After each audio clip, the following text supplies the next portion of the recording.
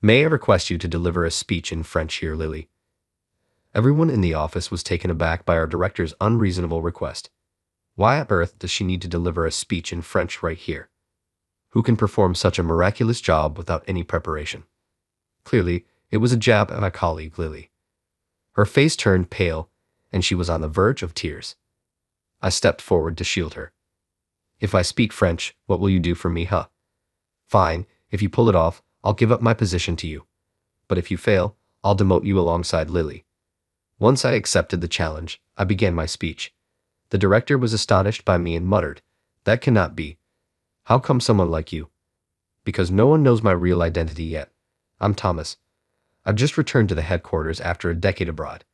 I intended to come back earlier, but my plan didn't go through as expected for some reason. Throughout my time abroad, I couldn't stop thinking about one woman. Her name is Lily. It's been 3 years since I last saw her, and I felt anxious all the way to the office. It was 10 years ago when I was assigned to the Europe office. On the day I left for abroad, Lily came to the airport to say goodbye and wish me luck. I confessed that I had romantic feelings for her and promised to nurture our relationship once I returned. Lily, with a shy smile, agreed. While I was working away from home, Lily and I constantly communicated through emails, sharing our lives, joys, and frustrations. I would eagerly return to spend cherished moments with Lily in the States. When I explained to Lily the reasons why I couldn't return to the States, no matter how much I wished due to business commitments from the Europe branch in the headquarters, she showed her unwavering support for me, saying, "I'm fine, so keep up the good work." Despite the distance lying between us, we maintained a strong relationship. However, things changed dramatically a year ago. Lily abruptly stopped sending messages. I was no longer surprised if I didn't receive a reply from her for several days, so I assumed that she was occupied with her work. There were times when she wouldn't bother to reply to my emails, but no matter how long I waited, there was no reply from Lily at all. I sent numerous messages out of concern, but received no replies. Her phone number wouldn't be reached either. I wondered what was happening with Lily. I directly negotiated with the president for permission to return to the headquarters. Initially, he obviously didn't want to grant my request to return to the headquarters, but he eventually approved it. I believe he considered the various achievements I had established during my 10 years of service. And so, after 10 years, I returned to the headquarters. A decade had passed, and the headquarters had moved into a different new building. Being abroad, I hadn't fully realized just how much the company had grown into such a significant enterprise. Witnessing the growth firsthand, I felt my 10 years weren't wasted. I entered the shiny new office and began greeting the head office supervisors. Since I returned to the headquarters due to my persistent request, and the office didn't have enough time to properly arrange my position prior to my arrival, I temporarily assumed the role of a rank-and-file employee. Thus, greeting my superiors was crucial for smoothly moving forward in my work. One thing I noticed while making my rounds was how the faces of the management had completely changed. It had been 10 years since I went abroad, so naturally, changes were expected. Some of the managers from that time might have been assigned abroad like me. I guess the company has been expanding into African markets and gaining profits from those ventures.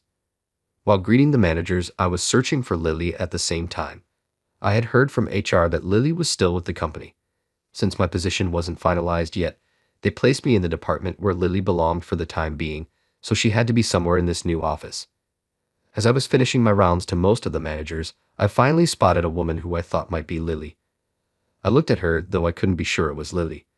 She looked so different from the last time I met her, much thinner, almost like a different person.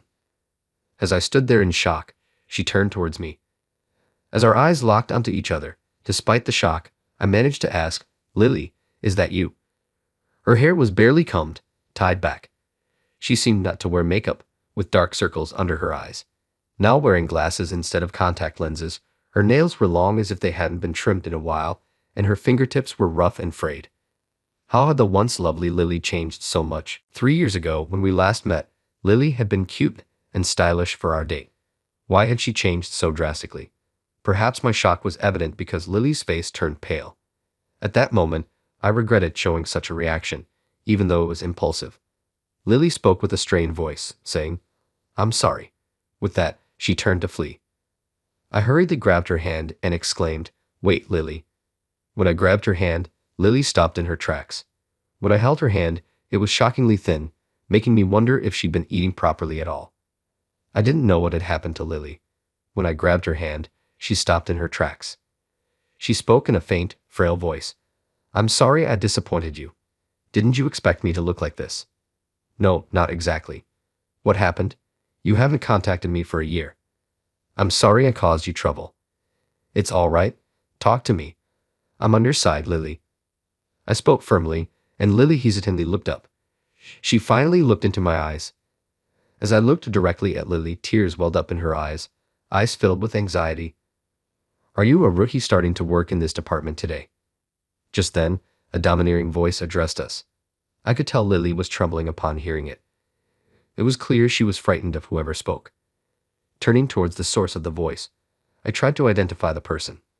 A woman, visibly haughty with heavy makeup and a strong perfume scent, approached. You are? Oh, you're going to work here without even knowing my name? Geez, I'm May, the next president of the company." "She's the department head," Lily informed me in a weak voice. I found out later that her name is May. She's the daughter of the company's president, and it seems already decided that she'll take over the company.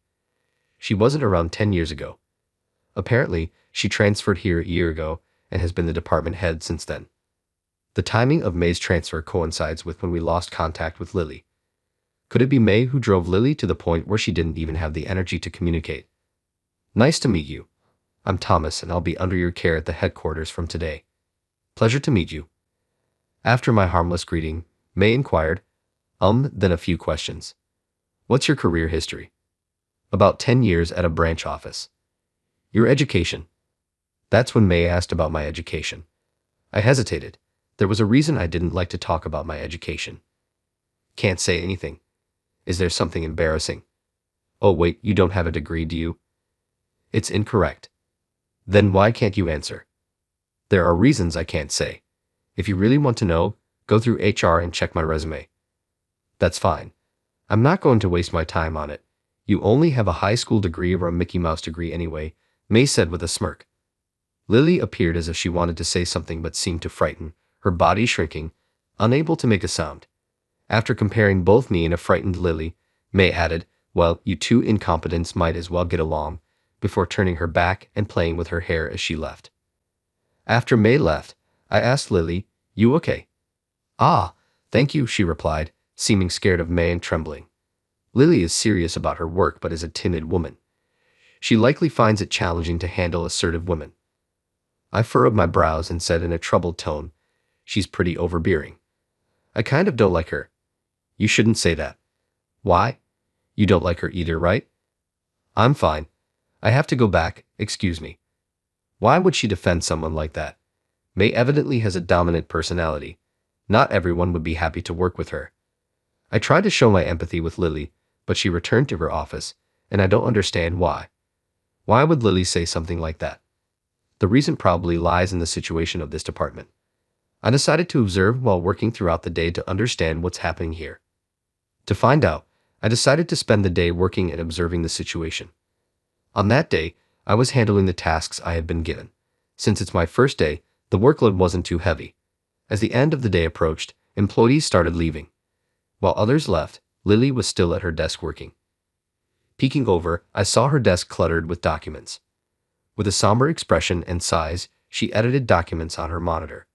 Leaning over from behind, I peered at the monitor and asked, "Still got a lot left?" Startled by my presence, Lily jolted and then turned around, answering in a flustered manner, Thomas." Lily hesitated on how to respond, her gaze wandering. Eventually, she answered, "Yes." "I see. Are these documents something I can help with?" "I'll give you a hand. I haven't had much work today, so I've still got energy left." "You look tired, Lily. Tell me what I can do to help." "It's quitting time, Thomas. You can head home. I'm fine. You know I'm good at this sort of thing."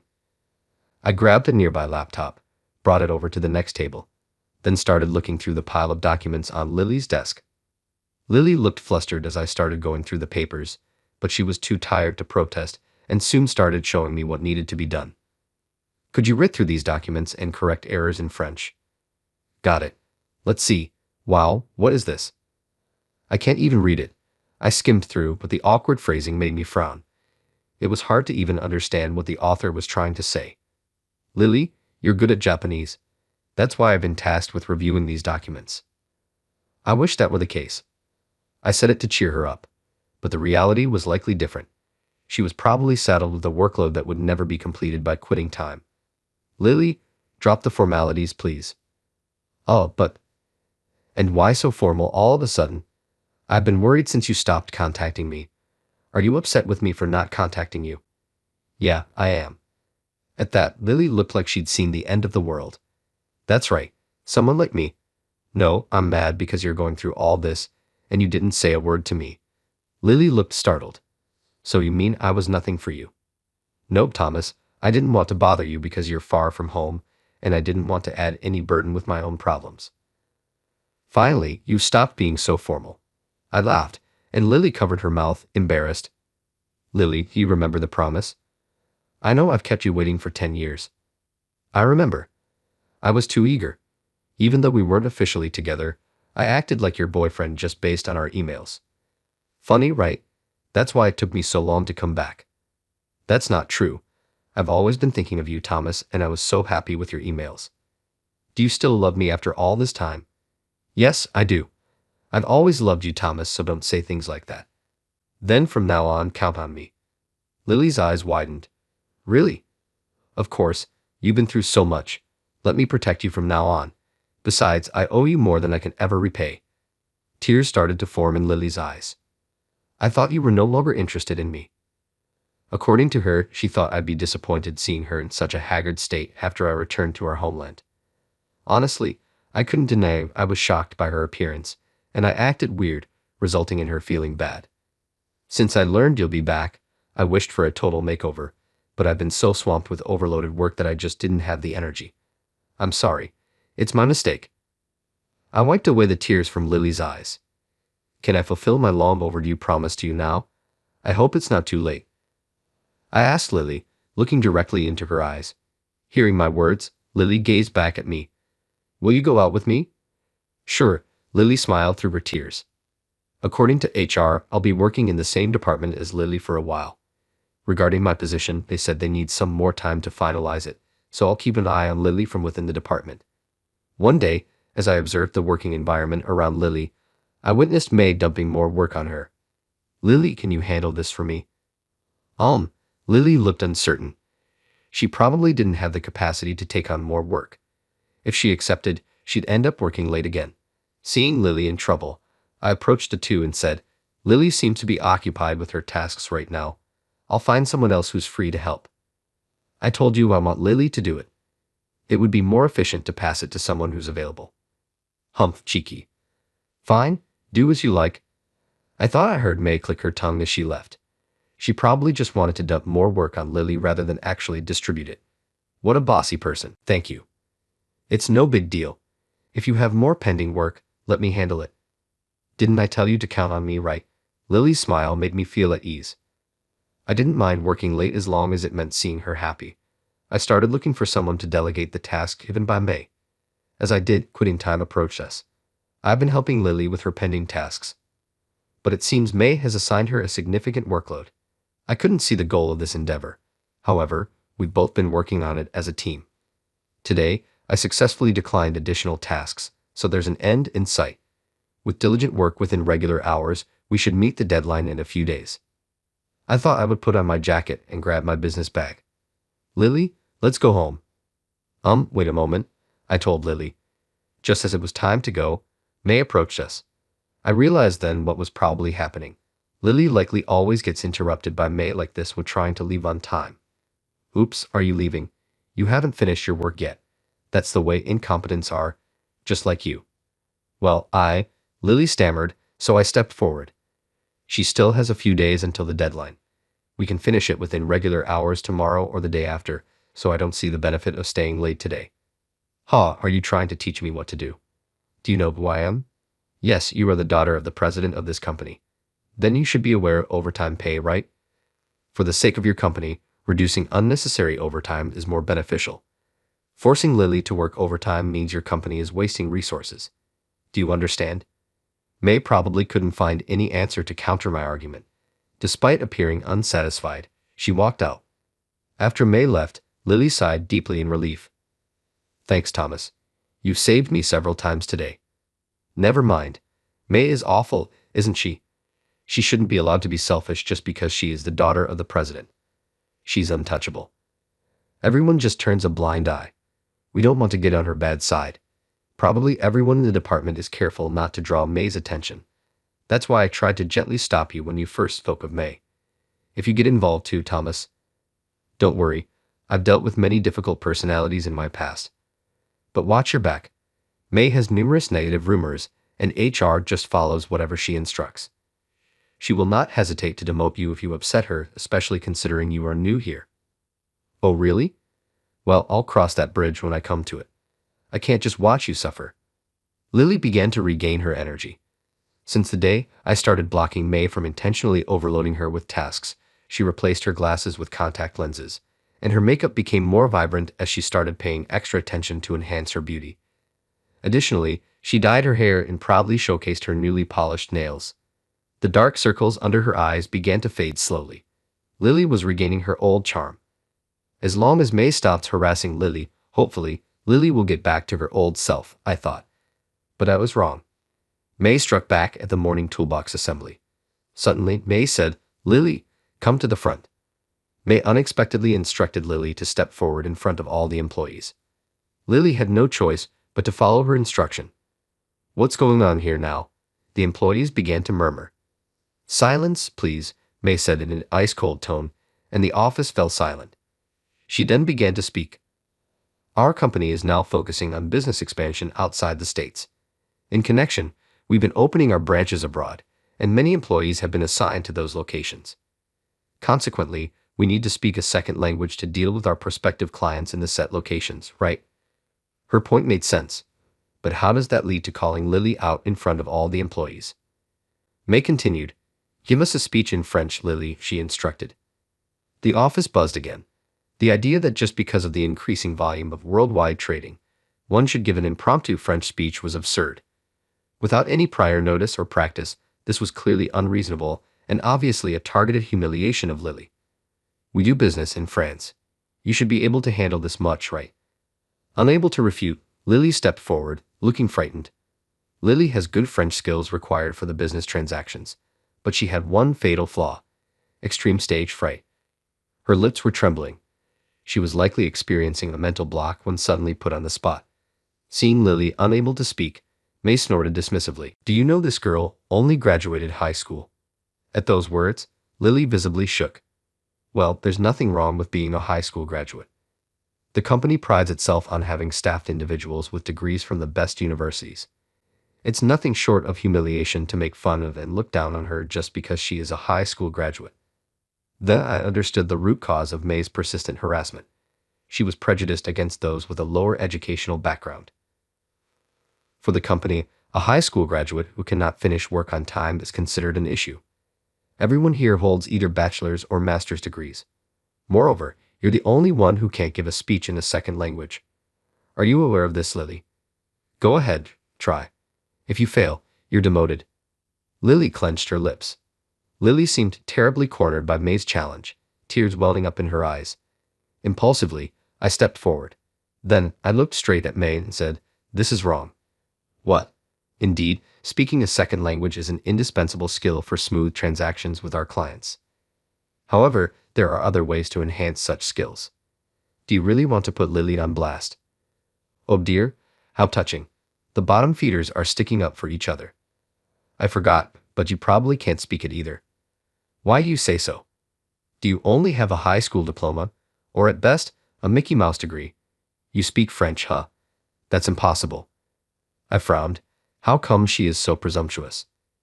If I speak French, what will you do for me? Huh. Fine. If you pull it off, I'll give up my position to you. But if you fail, I'll demote you alongside Lily. Keep your word, I responded to May in French. What? My fluent French made May uneasy and upset.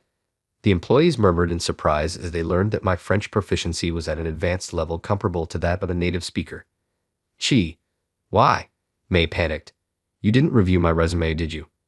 I have a bachelor's degree from the Université PSL in France.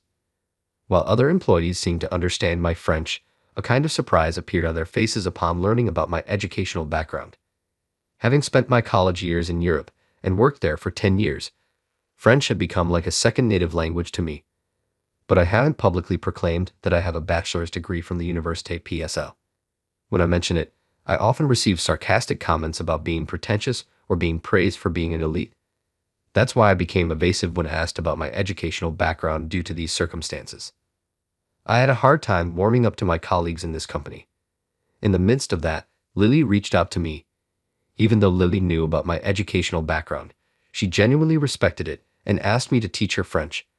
She started learning French once she heard the company was planning to expand the business to Europe, but was struggling to improve alone. How happy I was that she reached out and relied on me when I was feeling isolated. It made me feel that someone needed me, saving me from loneliness. Gradually, I started spending more time with her and developed feelings. My feelings grow by the day. She's definitely shy. She might not be able to speak well in a situation like this, but she's a driven person, bound to succeed. Now, she speaks better Japanese than anyone else in this department. I know she can make the most accurate and meticulous Japanese text documents among us. Looking down at someone based on their education isn't right. Her extensive effort and enthusiasm toward her work should be acknowledged and duly praised. I uttered all this in French. When I spoke that fluently, a round of applause erupted from within the company. Given the company's focus on worldwide trading, it seemed that all the employees could understand my French. What? What is this? Meanwhile, May, who had been all talk, seemed to understand nothing. Seeing her as the only one out of the loop was somehow satisfying. Lily and I exchanged a smile. I then wrapped up the toolbox meeting by saying, "That's it. Thank you all for your time." Thomas, the president, put a grim look on his face as he learned what had happened. Hearing the applause for my speech, the president approached us to inquire what happened. Afterward, Lily and I headed to the president's office and explained the situation to him. Lily was able to report to the president that she was being harassed by May, habitually given unreasonable tasks. For Lily, my speech may have served as her security blanket, making her feel protected and assured. May boasted a lot, but she isn't proficient in French. I'm not saying she cannot understand French, but her skill isn't good enough for a business setup. Consequently, the documents May prepared for the French-speaking clients often returned for review, and Lily had been the one correcting them. I responded to the president's words, "It's all true, Mr. President." "That's a lie. I fixed them myself." "No, there's never been a single time when my document was returned for being inadequate." May clung to the president, trying to save her pride. However, the truth never tells a lie. Indeed, May didn't understand the morning speech. Furthermore, the original documents she asked Lily to review are clear evidence of who is telling the truth. Startled, May reacted to being called. "You've been quite dismissive of him, but let me tell you, Thomas is a former branch manager of our Europe office." "What?" May froze. A branch manager is a position higher than a director, meaning I held a more prestigious position than May until I returned to the headquarters. At his age? How is that possible? "You've been getting by and being shrewd, but your time is up. You can't grow as long as you keep pushing your mistakes onto others and acting as if those mistakes never happened. You need to learn from your own mistakes, reflect on your actions if you want to be my successor." May's lips quivered. Either she was stunned by the career of the person she had been belittling or felt inferior to a genuine elite unlike herself. "You've been getting by and being shrewd, but your time is up. You can't grow as long as you blame your mistakes on others and act as if those mistakes never happened. You need to learn from your own mistakes and reflect on your actions if you want to be my successor." "But I've been desperately trying to succeed you, Dad." Perhaps May felt the pressure of needing to be the most capable successor. Maybe she was raised to be the business successor, knowing everyone is expecting and at the same time pressuring her to obtain a high-level education. So, even though she wants to ask someone, she can't do it because her pride doesn't permit her to do so. On the other hand, her mindset and attitude go in the wrong direction just to maintain her high status, and perhaps as her father, the president understands the inner struggles of May. The president says, "If you have the ambition, that it's just a matter of approach. Step down from your director position. I won't fire you. Try doing things your own way from now on." "I understand." May's voice was tearful. Being directly confronted with her mistakes must have been incredibly frustrating for her, but seeing May accept the president's words, I felt she might grow significantly from this point on. After that speech, I gained the employees' trust and was appointed as a department director at the headquarters. In the end, I took over the position of May, though I'm not sure if she still remembers she bet her position. I was once a Europe branch manager, but here at the headquarters, there are so many competitors. Being appointed as the director is truly a privilege for me. Climbing to the top of the corporate ladder requires further career development at the headquarters. Meanwhile, Lily assumed the position of assistant to the director. In other words, she took on a role that would help me with my work. The president appreciated the accuracy of the French documents and the serious approach to work that I exhibited. Afterward, although May lost her position, the president's reprimand seemed to have sparked a change in her. She started seriously learning French and management. The previous arrogance was nowhere to be seen. Now, she might even be called one of the most diligent employees in the headquarters. May came to me with her documents. "Excuse me, Thomas, could you check if there's anything wrong with this document?" Let's see. Perhaps due to her serious study, the French text document was much more readable than before. She must be very smart. Probably she didn't seriously tackle learning a second language before. I can assure her French skills will soon reach a practical level. Every time I check documents or explain things to May, Lily glares at us. I've never seen such an expression on her, so I'm taken aback. "What's up, Lily?" "It's nothing." "Lily, why are you so formal?" "Lily? Well, if you're going to be like that, maybe I should take on your role." "No, you can't. I won't give it up now." Lily expresses herself and speaks her mind clearly, even to May. Perhaps she gains confidence from being promoted. This is a significant advancement for the once timid Lily. Soon, she'll likely be able to speak French confidently in negotiations too. Seeing May start to take her studies seriously, it seems the rest of the employees are also more motivated to learn French. The working environment in the department is much better now, and work is going more smoothly. A healthy workplace has something to do with good performance. This department, once dominated by autocracy, is now working well together with employees growing rapidly. There were times I wasn't sure of my future in this company, especially when I felt isolated due to my educational background, but this atmosphere of ambition isn't bad. I'm glad I work with this company.